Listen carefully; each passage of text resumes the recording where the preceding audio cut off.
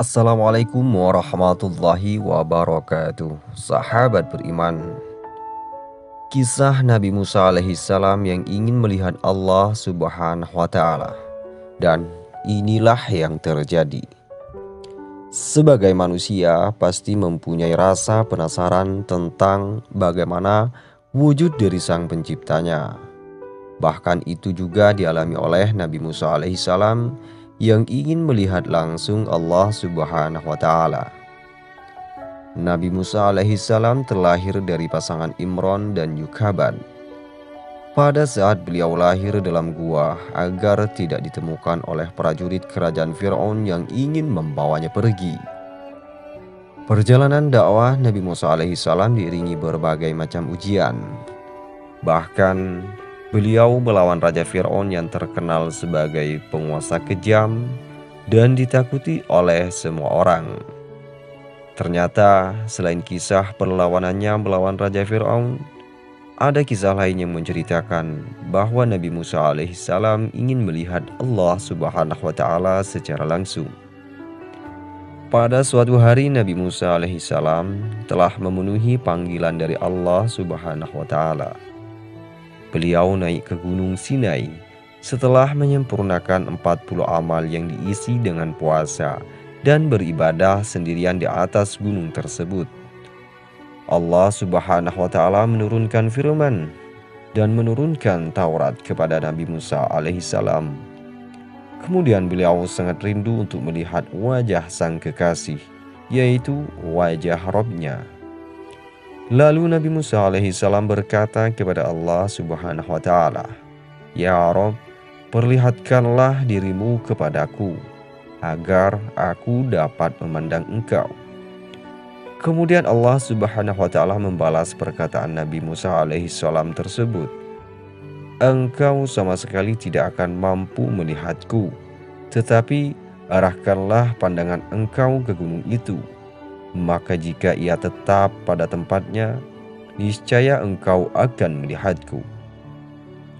Setelah mendengar permintaan Nabi Musa alaihissalam, maka Allah subhanahu wa ta'ala berfirman, "Wahai putra Imron, sesungguhnya tidak akan ada yang sanggup untuk melihatku, kemudian ia mampu untuk tetap hidup."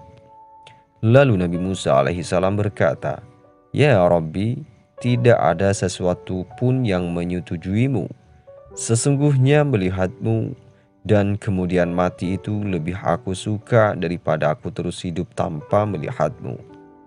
Rabbi, sempurnakanlah nikmat, anugerah dan hikmahmu kepadaku dengan mengabulkan permohonanku ini. Setelah itu aku rela mati." Ibnu Abbas radhiyallahu anhu, sahabat Rasulullah sallallahu alaihi wasallam, meriwayatkan bahwa ketika Allah subhanahu wa ta'ala mengetahui Nabi Musa alaihissalam ingin dikabulkan, maka Allah subhanahu wa ta'ala berfirman, "Pergilah engkau dan lihatlah batu di atas puncak gunung itu. Duduklah di atas batu itu, kemudian aku akan menurunkan bala tentaraku kepadamu." Ketika Nabi Musa alaihissalam telah duduk, Allah subhanahu wa ta'ala turunkan bala tentaranya. Para malaikat hingga langit ketujuh menampakkan dirinya sambil mengeraskan tasbih dan tahlil. Suara dari malaikat bagaikan suara petir yang menyambar-nyambar. Malaikat penghuni langit kedua diperintahkan menampakkan diri dengan warna dan bentuk beraneka ragam. Mereka bersayap dan memiliki raut muka, bahkan di antaranya ada yang berbentuk seperti singa. Mendengar suara dari para malaikat, Nabi Musa alaihissalam merasa ketakutan dan menyesal atas permohonannya itu. Pimpinan kelompok malaikat itu berkata kepada Nabi Musa alaihissalam untuk bersabar karena yang dilihat saat ini hanya sebagian kecil saja. Allah Subhanahu wa Ta'ala kembali menurunkan para penghuni langit ketiga untuk turun. Maka keluarlah malaikat yang tak terhitung jumlahnya dengan beraneka ragam bentuk dan warna. Ada yang seperti api yang menjilat-jilat. Mereka juga membaca tasbih dan tahlil dengan suara yang menggelegar. Kemudian langit keempat turun. Ada yang berbentuk seperti kobaran api yang menjilat-jilat. Ada pula yang seperti salju sambil bertasbih dan bertahlil. Akhirnya semua penghuni langit turun semua. Mereka datang membawa tombak yang panjang dan lebar lalu bersinar melebihi cahaya matahari. Nabi Musa alaihissalam lalu menangis dan meratap karena ketakutan. Jika keluar dari situ akan terbakar. Namun jika terus berada di situ beliau akan mati. Kemudian malaikat Jibril, malaikat Mikail, dan malaikat Israfil beserta seluruh malaikat penghuni langit ketujuh termasuk Al-Arsy dan Al-Kursi. Mereka menghadap kepada Nabi Musa alaihissalam lalu berkata, "Mengapa engkau memberanikan diri meminta Rabbmu untuk dapat melihatnya?" Nabi Musa alaihissalam lalu bergetar tubuhnya. Kemudian Allah menampakkan tiang-tiang penyangga Al-Arsy, sehingga beliau bersandar pada salah satu tiang tersebut hingga membuat hatinya menjadi tenang. Malaikat Israfil menjelaskan bahwa saat pertama kali diciptakan mereka tidak pernah berani mengangkat pandangannya kepada Al-Arsy. Tapi mengapa Nabi Musa alaihissalam berani ingin melihat Allah Subhanahu wa Ta'ala?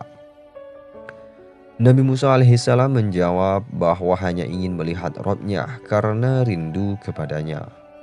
Kemudian Allah Subhanahu wa Ta'ala menurunkan wahyu kepada langit bahwa akan menampakkan diri pada salah satu gunung.